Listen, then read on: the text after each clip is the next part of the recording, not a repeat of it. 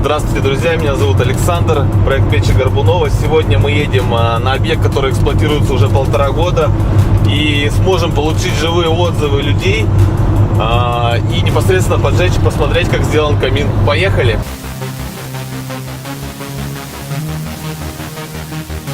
Мы приехали на объект, за моей спиной каркасный дом. Сейчас мы зайдем, разожгем камин и поговорим с нашими клиентами о том, как они в режиме эксплуатации пользовались камином, каких у них остались отзывы, замечания и впечатления о работе с нашей компанией. Чтобы не томить вас ожиданием, сначала узнаем отзыв, а потом уже более детально поговорим о камине. Значит, заказчика зовут Сергей. Хотелось бы от вас услышать, как вы эксплуатировали камин, какие у вас остались замечания, отзывы, пожелания и вообще общее впечатление об эксплуатации камина в загородном доме. Камин, вот это детище, красоту создали 2 года назад. Пользуемся мы камином примерно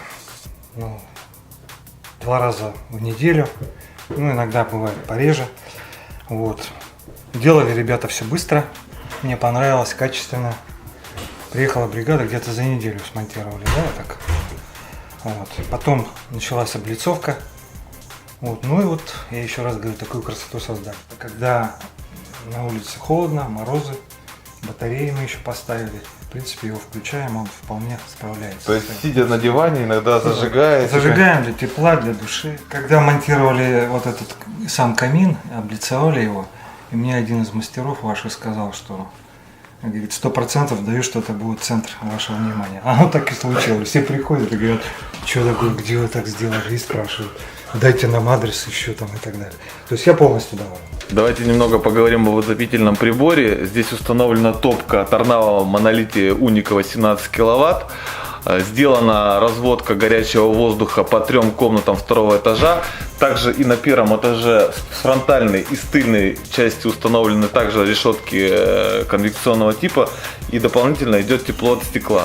Топка это профессиональная.